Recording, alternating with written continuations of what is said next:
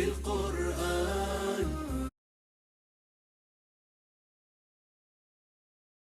اهتديت، في رحبه تحلو الحياة، شوقا إلى المولى أتيت، أسلمت روحي للإله. بالقرآن اهتديت، في رحبه تحلو الحياة، شوقا إلى المولى أتيت، أسلمت روحي للإله.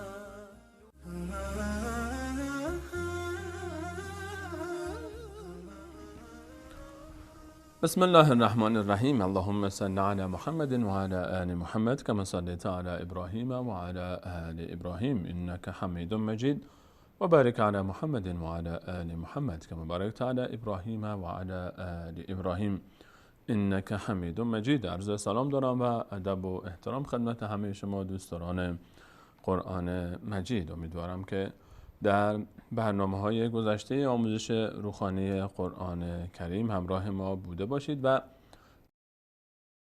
درس‌ها رو با دقت ادامه داده باشید و تمرین‌ها رو انجام داده باشید.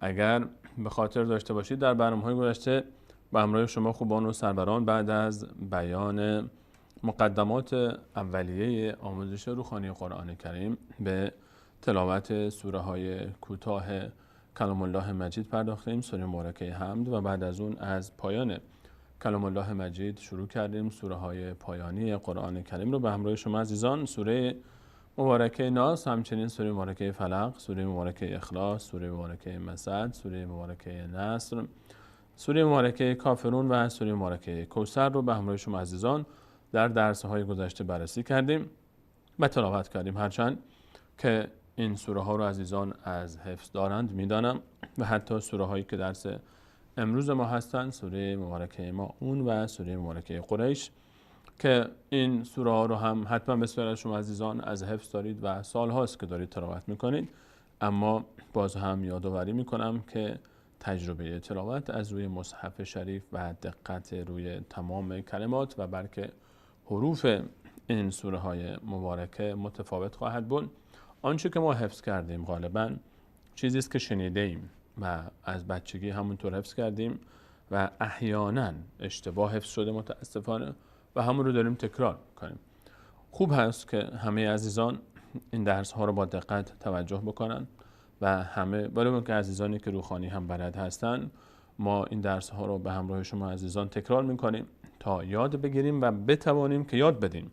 خیلی ها بلد هستن که بخوانن، اما برای یاد دادن به دیگران دچار مشکل هستن و نمیدونن که چطور باید یاد بدن این سوره هایی رو که خودشون یاد دارن به دیگران. امیدواریم که انشاءالله ما در این مجموعه برنامه ها بتونیم و تونسته باشیم تا به همراه شما عزیزان یادآوری بکنیم طریقه یاد دادن رو و با هم تکرار بکنیم در این کلاس آموزش روحانی قرآن کریم آنچه که نیاز هست برای تعلیم روحانی کلام الله مجید. درس امروز ما انشاءالله سوره مبارکه ماعون خواهد بود و اگر وقت برنامه اجازه داد سوره مبارکه قریش رو هم به همراه شما عزیزان بررسی خواهیم کرد. آیاتش رو و تلاوت میکنیم. این آیات رو حرف به حرف، نه کلمه به کلمه بلکه حرف به حرف. سوره مبارکه ماعون رو به همراه شما عزیزان مشاهده میکنیم تصویرش رو. این سوره مبارکه ماعون هست، سورة الماعون، و طبق عادت همیشگیمون که از آداب تلاوت هست همیشه باید در آغاز تلاوت اعوذ بالله من الشیطان الرجیم گفت. ما هم با اعوذ بالله من الشیطان الرجیم تلاوت خودمون رو آغاز میکنیم. اعوذ بالله من الشیطان الرجیم، بسم الله الرحمن الرحیم. من نحوه خواندن بسم الله الرحمن الرحیم رو چون در ابتدای تعلیم سوره مبارکه حمد توضیح دادم دیگه توضیح نمیدم چون وقتگیر است و عزیزان انشاءالله به اندازه کافی این موضوع رو حتما تعلیم دیدن و براشون آسان خواهد بود تجزیه و تحلیل چگونگی خواندن بسم الله الرحمن الرحیم. الف وقتی که یک شش کوچک روش هست در عربی ما بهش میگیم همزه. این همزه گفته میشه و الف اینجا این همزه هست که یک فتحه روش قرار گرفته، این علامت فتحه است و روی هر حرفی قرار میگیره. آن حرف با صدای ا خوانده میشه. ا را را دوباره همزه احیانا به این شکل نوشته میشه، احیانا به این شکل نوشته میشه و احیانا روی یا حتی همزه قرار میگیره. هر جا که شما یک علامت شش کوچک دیدید متوجه میشیم که اینجا همزه هست. را ای. یا ساکن داره، این علامت بهش میگیم ساکن یا سکون. و هر جا که همچین علامتی مشاهده کردید، قاعده خواندن این علامت، آن حرفی که این علامت بر روی اون هست، چگونه خوانده میشه؟ به همراه آخرین حرکت ما قبل. چون از خودش به تنهایی حرکتی نداره، نیاز داره به کمک حرکت ما قبلش.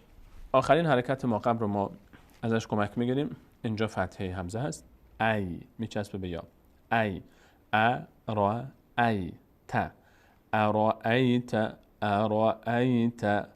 این الف که یک صاد کوچک بر روش هست، این صاد از کلمه وصل گرفته شده، صاد وصل، و این الف رو ما بهش میگیم الف وصل.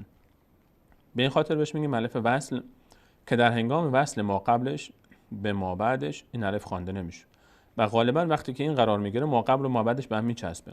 هر جای این الف باشه ما قبلش به ما بعدش وصل میشه، به همین خاطر این در هنگام وصل خوانده نمیشه. اما اگر در ابتدای تلاوت قرار گرفت، مثل اینجا در آیات پایینتر، اون موقع خوانده خواهد شد. ارائی تا، اینجا کلمه تا رو ما داریم که فتحه داره، این الف وصل خوانده نمیشه. اما این لام اینجا تشدید داره، این علامت تشدید هست، ما بهش میگیم تشدید. هر جا که علامت تشدید رو روی حرفی دیدید، آن حرف دو بار خوانده میشه. هر حرفی که تشدید روی او هست در اصل دو تا از همان حرف بوده. اینجا مثلا دو تا لام بوده که اولی ساکن بوده، دومی فتحه داشته، دومی فتحش هست. این لام دومی است به همراه فتحش. لام اولی که ساکن بوده حذف شده به خاطر راحت تر نوشته شدن و بعد از این که حذف شده علامت تشدید رو گذاشتیم تا دلالت بکنه بر حذف آن لام ابتدایی. به همین خاطر هر جا که حرفی تشدید داشت دو بار خوانده میشه، یک بار به همراه آخرین حرکت ما قبل، یک بار به همراه آن علامتی که خودش داره که اینجا فتحه هست، احیانا شاید کسره و یا ضمه هم باشه. الان این لام تا رو ما میچسبونیم به لام، این ت میچسبه به لام. تل لا ذ کسره داره میشه ذ، اما هر وقت بعد از کسره حرف یا آمد، هر وقت بعد از کسره حرف یا بیاد، آن وقت اون کسره کش پیدا میکنه، صدای ای میگیره، میشه ذی ارائیت الذی یو. این علامت ضمه است، روی هر حرفی قرار بگیره صدای او میگیره، آن حرف بهش میگیم ضمه یا پیش. او یو که زال تشدید داره، یک بار به همراه ما قبلش خوانده میشه، کذ یک بار به همراه کسره خودش، ذ کذ ذ یو کذ ذ یو کذ ذ یو کذ ذ بو یو کذبو یو کذبو یو کذبو. به این الف مثل الف وصلی که در ابتدا آمد، مثل اینجا، این همینجا در هنگام وصل خوانده نمیشه. لام هیچ علامتی نداره، چیکار باید بکنیم؟ 4 حرف اگر در زبان عربی در مصحف شریف وقتی شما 4 حرف واو، الف، لام و یا رو مشاهده کردید، واو، الف، لام و یا اگر سر هم نوشته بشن میشن والی.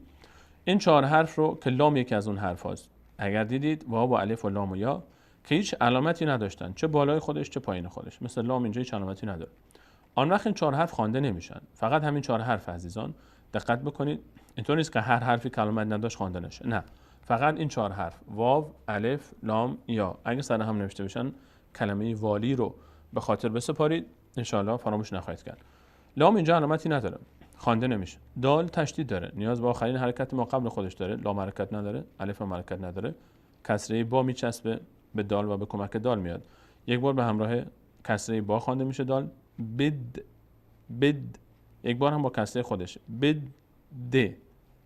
اما چون بعد از کسره یا آمده اینجا دوباره صدای ای میگیره. بدی، بدی نه، بدینی، بدینی. نون آخر آیه است و همیشه ما در آخر آیات وقتی که توقف بکنیم، یعنی بخوایم که اینجا بایستیم ادامه ندیم نفس بگیریم دوباره ادامه بدیم، باید آخرین حرف رو ساکن بخوانیم. هر وقت در آخر آیات خواستیم که بایستیم نفس بگیریم و دوباره تلاوت رو ادامه بدیم، این حرف آخر رو باید ساکن کنیم. در بین تلاوت هم همینطور است، فقط ما رو آخر آیات نیست. هر جا که ما نفس گرفتیم در تلاوت گرفتن، یک جای روی یک کلمه ایستادیم و میخوایم نفس بگیریم و دوباره تلاوت بکنیم، آخرین حرف باید ساکن باشه. اینجا میشه چی؟ بدین، دین. دیگه نون رو حرکت کسرش رو فراموش میکنیم، فکر میکنیم ساکن هست و بدون حرکت میخونیمش. میشه بدین. یک بار این آیه را از ابتدا با هم بخونیم.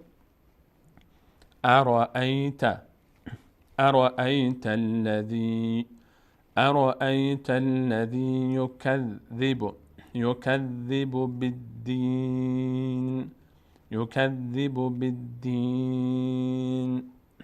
این از آیه اول. من مقداری تصویر بیارم بالاتر تا آیات رو کامل ببینیم.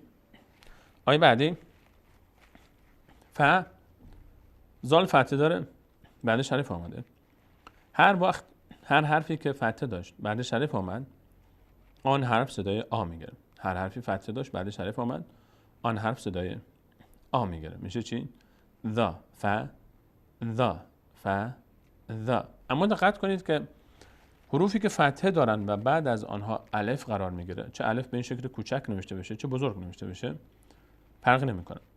هر وقت حرفی فتحه گرفت و بعدش الف آمد، اگر آن حرف از 8 حرف صاد، ضاد، تا، ظا، غین، قاف، خا، را، صاد، ضاد، تا، ظا، غین، قاف، خا و را، این 8 حرف اگر فتحه گرفتن بعد اینها الف آمد، اینها پر خوانده میشن.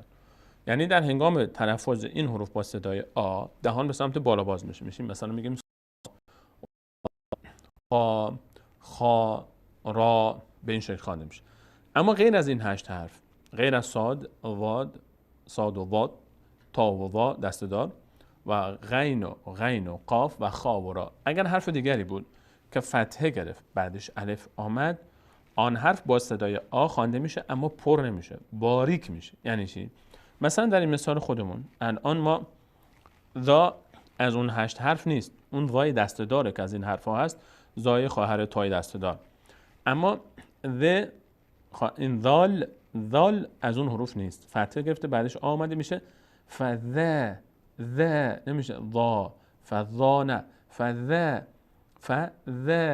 فذلک، فذلک. فرق پر خواندن و باریک خواندن هم در همین هست که پر دهان باز میشه به سمت بالا، باریک به پهلو باز میشه. فذلک، فذلکل. اینجا هم الف میفته و کاف میچسبه به لام. فذلکل الذی، فذلکل الذی یدع. دال ضمه داره میشه دو، یدع. عین اینجا تشدید داره، یعنی یک بار به کمک حرکت ما قبلش، آخرین حرکت ما قبل که ضمه دال هست خوانده میشه یدع. یک بارم به همراه ضمه خودش او، یدع او، یدع او، یدع او. بریم حرف خط بعدی. اینجا اول خط کلمه الیتیم الف وصل هست. در هنگام وصل ما قبل به ما بعد خوانده نمیشه، چون در پایان خط قبل ما هنوز تلاوت رو ادامه میدیم. این الف در وسط قرار میگیره، در وصل ما قبل به ما بعد خوانده نمیشه. لام ساکن هست. علامت ساکن نیاز به آخرین حرکت ما قبل داره برای خوانده شدن. این لام حرکت علامت ساکن داره، نیاز به آخرین حرکت ما قبل داره که چی هست؟ الف که حرکتی نداره. از ضمه عین کمک میگیریم. عین ضمه عین میچسبه به لام کلمه الیتیم. عین میچسبه به این لام، میشه یدع ال، یدع ال، یدع ال. یا تی کسر ت بعدش یا اومده، صدای ای میگیره. یا تی، تی، یتیمه. اگر بخوایم ادامه بدیم تلاوت رو اینجا نایستیم میشه یتیمه. اما اگر بخوایم توقف بکنیم مثل آیه قبلی باید اینجا ساکن بخوانیم، میم رو باید یتیم بشه، میشه یدعو الیتیم. این آیه رو ببینیم چطور خوانده شد از اول. فذلک الذی یدعو الیتیم. اینجا میستیم. اگر من بخوام ادامه بدم میگم فذلک الذی یدعو الیتیم ولا. اگر بخوام ادامه بدم نفس نگیرم یتیمه میشه. اگر ایستادی میشه یتیم. و لا، لام فتحه داره بعدش الف اومده صدای آ میگیره اما پر نمیشه. ولا نمیگیم با لا. ولا یحض ضاد یک بار به همراه ضمه ها خوانده میشه، یک بار به همراه ضمه خودش. یحض لا، لام فتحه بعدش الف اومده. این یا خوانده نمیشه، الفش خوانده میشه. فتحه بعدش الف اومده صدای آ میگیره. هر وقت روی یا الف اومد آن یا خوانده نمیشه، الف خوانده میشه. این ا داره، فتحه داره ا، لام بعدش الف صدای آ میگیره، پر هم نمیشه. علی طا فتحه بعدش الف صدای آ میگیره. عین بعدش الف اومده و خودش فتحه داره صدای آ میگیره اما پر خوانده نمیشه. این از اون حروفی نیست که پر خوانده بشه و میشه طاعه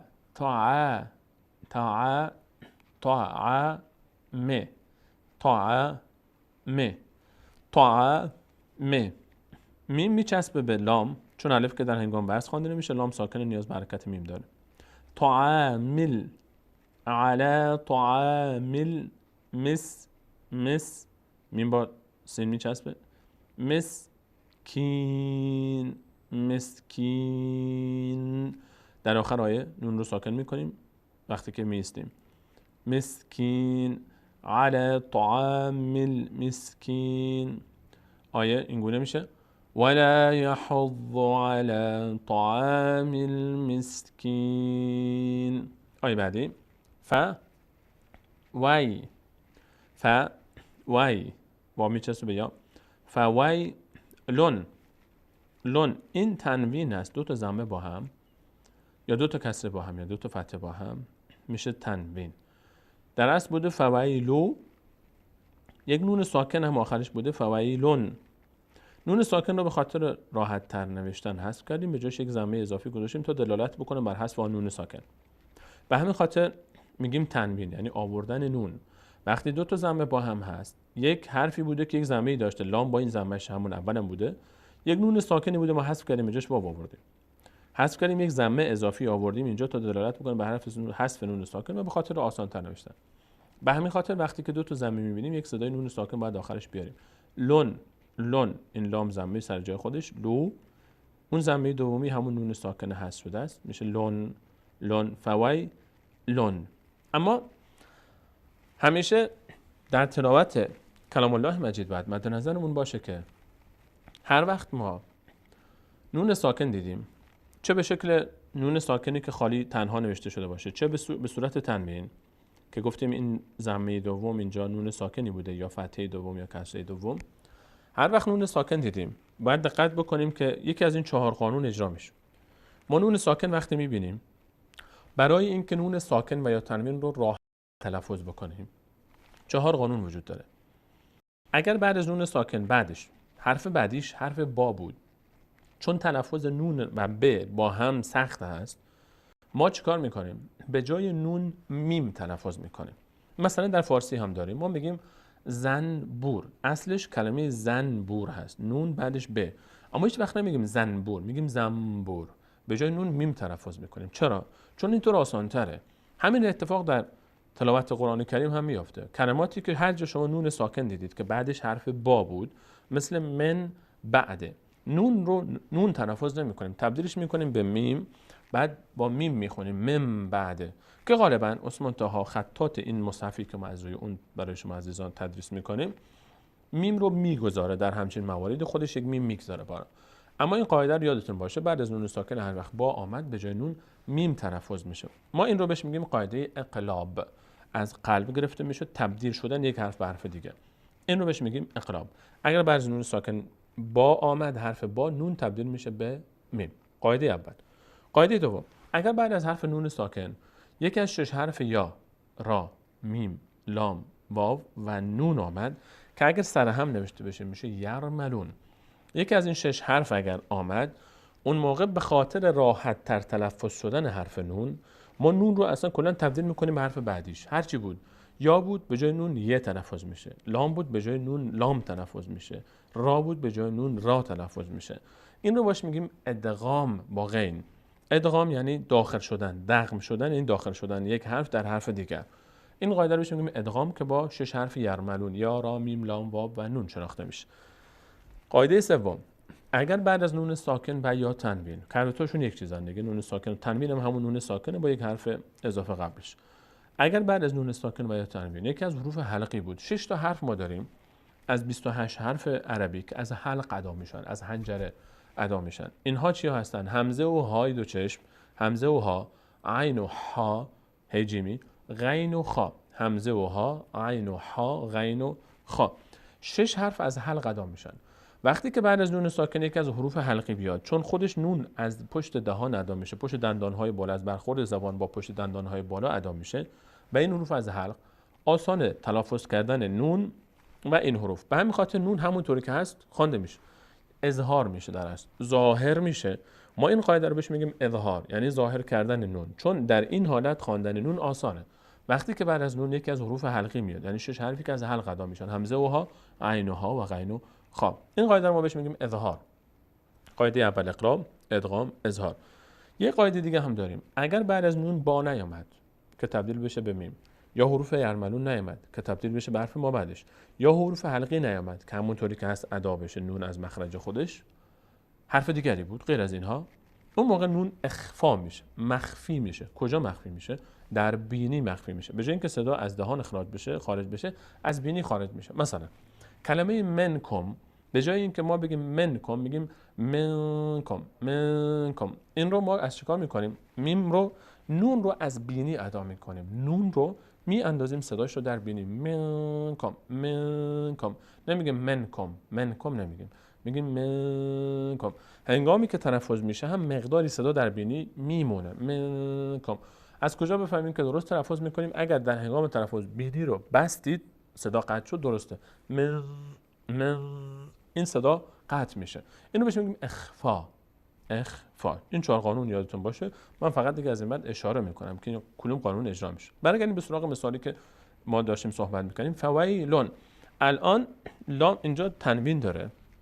فویلون، یک نون ساکن داریم، بعدش چی اومده در خط بعد؟ لام اومده. ادغام میشه. چرا؟ لام از حروف یرملونه. لام اینجا تبدیل میشه تنوین به لام. به همین خاطر لام تشدید گرفته. چون لام تشدید گرفته، ما دیگه اینجا این نون ساکن دومی که ضمه دلالت بر اون میکرد رو در نظر نمیگیریم، چون تبدیل شده به لام. لام اول با ضمه‌اش رو مستقیم میچسبونیم به لام بعدی. فویلول، فویلول. دیگه نمیگیم فویلون.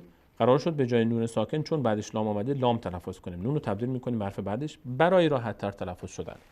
فویلول که اینجا همون تشدید دلالت میکنه بر اون لامی که به جای نون آمد. فویلول لیل. لیل دوباره لام میچسبه به لام، چون این لام دوم ساکنه. پس اینجا 3 تا لام داریم. فویلول، یک لامی که اول نون بوده لام شد، یک لامی که خودش کسره داشت، یک لام هم که ساکنه. فویلول لیل. سال، لام میچسبه به صاد. مسلی، کسره بعدش یا صدای ای. مسلین، للمصلین. نین، آخرش ساکن میشه وقتی که ما میستیم. اگر خواستیم ادامه بدیم، نون اینجا فتحش گفته میشه فویل للمصلین الذین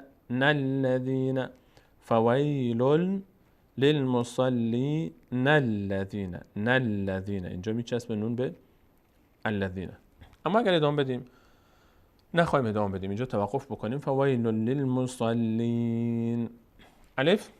الف وصل در ابتدا آمده. الف وصل وقتی که در ابتدا میاد چیکار باید کرد؟ باید بهش حرکت داد.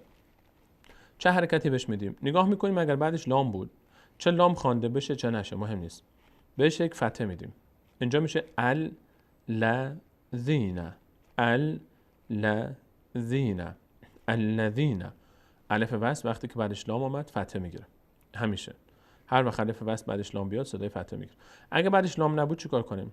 نگاه میکنیم به اولین حرکت ما بعدش، فتحه و کسره و ضمه که بعدش میاد. اولین حرکت ببینیم آیا بعد از الف وصل اگر لام نبود بعدش اولین حرکتش چیه؟ کسره است، فتحه است یا ضمه؟ کسره بود بهش کسره میدیم، ضمه هم بود بهش ضمه میدیم. اگه فتحه بود دیگه بهش فتحه نمیدیم، چون فتحه فقط مال وقتی است که لام داشته باشه. الذین، الذین، هم عن. اینجا دقت کنید که نون بعدش چی آمده؟ صاد اومده. نه از حروف یرملون هست، نه از حروف حلقی است و نه با هست. به همین خاطر ساکنش هم اینجا مخفی شده. اینجا اخفا میشه، نون از بینی ادا میشه. این مقدارم صدا رو نگه میداریم. به همین خاطر شیخ عثمان طاها خطاط این مصحف شریف ساکن حرف نون رو هم مخفی کردن، اینجا ساکنش رو ننوشت. چرا؟ تا به ما نشون بده که اینجا اخفا میشه. هر جا نون رو شما دیدید که علامت نون ساکنش رو شیخ عثمان طاها ننوشته بود، به خاطر اینکه اونجا اخفا میشه. عن صاله فتح بعدش حرف صدای آ میگیره. صاله تهم، تهم. عن صاله تهم. فتح بعدش حرف صدای آ میگیره. سهون، سهون. سین پر حمله میشه. سهون. ضمه بعدش واو صدای او میگیره. ضمه بعدش واو صدای او میگیره. سهون. اگر بیستیم ساهون میشه، اگر ادامه بدیم ساهون نمیشه. آیه بعدی همچنین در آیه بعد هم مثل آیه قبل اینجا مثل بالا الذین الف وصل فتحه میگیره. الذین، الذین هم یو را فتحه بعدش الف صدای آ میگیره. را از اون حروفی است که پر خوانده میشه. را از جمله حروفی است که پر خوانده میشه. یورا این علامت مد هست، یعنی اینکه باید اینجا بکشیم این حرف رو، یعنی باید اینجا این الف علامت مد روی الف واو و یا میاد. واو الف یا فقط مد میگیرن و هر وقت این علامت رو دیدیم روی حرفی و الف و واو و یا آن الف و یا واو و یا رو به اندازه بسته شدن 3 تا انگشت در حالت طبیعی میکشیم. یورا، یورا او. ضمه بعدش واو صدای او میگیره. یورا اون. چون آخر آیه است اینجا ما می استیم، اما اگر خواستیم ادامه بدیم فتحش گفت خوانده میشه. الذین هم یراؤون اگر بیست. و یم نه او. این ضمه داره بعدش واو صدای او میگیره. او. یم نعو. نه الف در هنگام بس خوانده نمیشه. لام ساکن نیاز به فتحه نون داره میچسبه به لام. نل فتحه بعدش الف صدای آ میگیره، اما میم از اون حروفی نیست که پر خوانده میشه، میشه ما. یمنعون الماء عون، عون. این ضمه داره بعدش واو صدای او میگیره. این هم از این آیات. یک بار از ابتدا این سوره رو به همراه شما عزیزان تلاوت بکنیم، سوره مبارکه ماعون رو. بسم الله الرحمن الرحیم.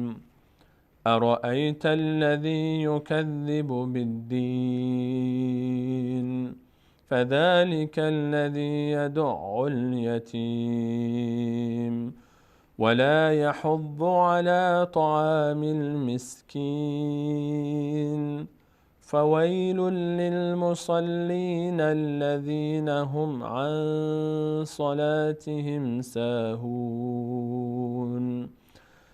الذين هم يراءون ويمنعون الماعون.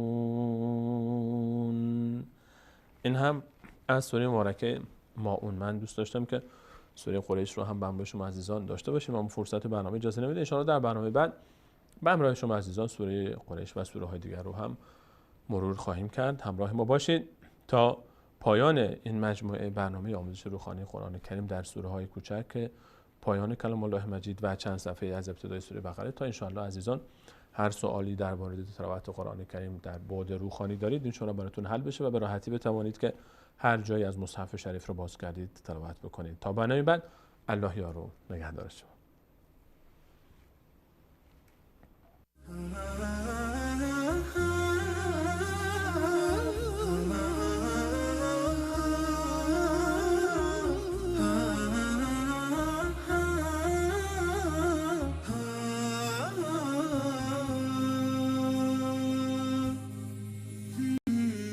بالقرآن اهتديت في رحبه تحلو الحياة شوقا إلى المولى أتيت أسلمت روحي للإله.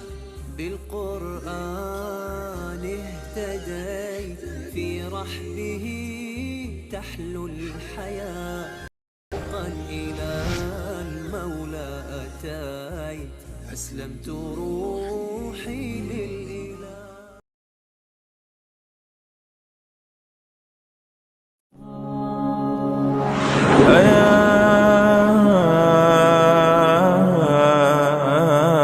دارها